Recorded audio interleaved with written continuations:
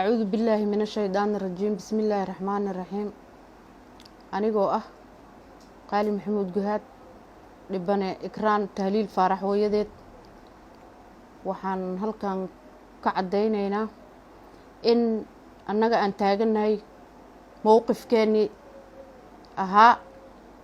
إن قبل عدالة لوهر وعدالة هش ومد الصوماليين عدالة هش waxaa moodaa inuu hor taagan yahay maxamed cabdullaahi farmaajo cadaalad oo caqabad ku yahay oo meel walba oo ood ku soo jiiday.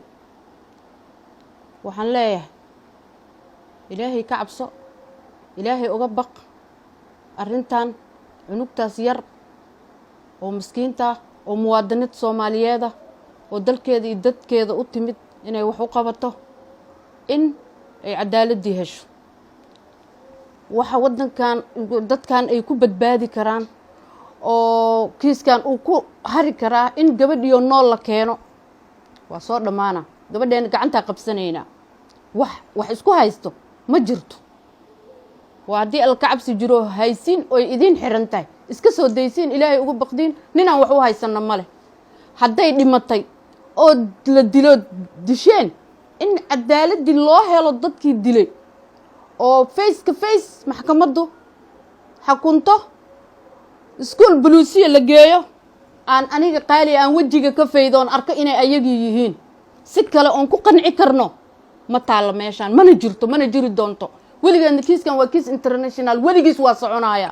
dadka u moodo inuu kiiskan uu iska damaayo habartaana qayqayleys uu yahay. no, aabaheedaa joogo Dr. Tahliil Faarax, adeerkeedaa joogo حسن فارح أحمد، دكتور حسن فارح أحمد، ابتياشة ذا جوجا، حبرية دياشة تلك ذا جوجا، ومد الصومالية ذا جوجتو، أو وحجرده، أو موادنين صوماليات، أو عدالة ربان، أتاجن، مل لوجا هراي كيس كان متجرو، مركب وحنلايه، ونقشية جاية، ها عبد الله فرماجو، إلهي أغبق، قبل أن هدا حرمته هلا سود دايو، هلا سود دايو، هدا يدم بيجيش الدم بيجي هذا هلو قاضي. haddii la dilo dadkii dilay waa inay cadaalad ka hesho oo la xukumo sidaan u sheegay. tiirkaas la soo taagay iskuul buluusiyo si kale oo nabad oo ku imaanaysa ma jirto meeshaan, ma jirto. marka waxaan leeyahay waa inay cadaalad helno. ummadda Soomaaliyeedna waxaan u sheegayaa inaan mowqifkii shalay aan taagnayn gabadheena aan taaganahay oo dadkii kiiskii galay oo gabadheeni dilay ama haayo hadday haayaan la soo dayaan, hadday hayninna tiirkaasna loo taago.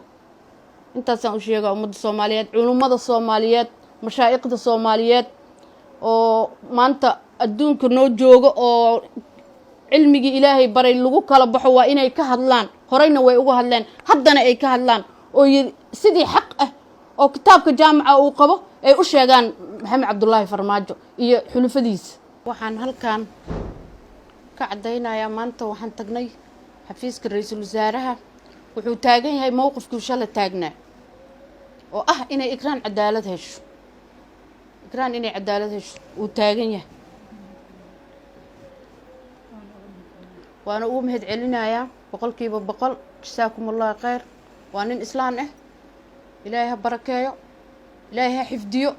qof islaam ah oo u taagan inuu cadaalad helo, inay cadaalad hesho gabar yar oo maskiina ama qof kastoo muslim oo muwaadin oo Soomaaliyeed waaye. waxaan leenahay ilaahay ku guuleeyo, ilaahay ku barakeeyo. qofkii maanta aniga hooyo Soomaaliyeed maanta oo dhibane ah maanta oo markay ummaddu hurdaysa habeenkii aniga aan fadhiyo murug aan la fadhiyo, qofkii maanta cadaaladii cunugtaydii hor taagan asagana ilaahayga subxaanahu wa tacaala lagu daayo oo macnaha xaqana uu iska imaanayaa. maalmaha ka mid oo dheerayn uu imaanaa insha allahu tacaala. maxkamadaha adduunka oo international ICC waxaan cod dheer ugu sheegaa kiiska ikraan ag yaallo in ay cadaaladii ayagana ay dardargeliyaan oo horey u wadaan insha allahu tacaala. waxaan salaamayaa ummadda Soomaaliyeed oo walaalaheena oo na garab taagan. jasaakumullahu khayr. cadaaladda waa u baahantiin, waa u baahannahay. walaal jiraan idin leenahay. assalaamu calaykum waraxmatullaahi wabarakaatu.